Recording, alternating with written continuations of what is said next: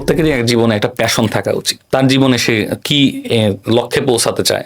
যাদের বয়স 29, আমি বলবো কমপক্ষে 29 পার হয়েছে, তারা একটু নিজেকে ভাই রিঅ্যাসেস করবেন যে আপনারা রিটেন কয়টা টিকতেছেন, ভাইবা দিতে পারতেছেন কয়টা।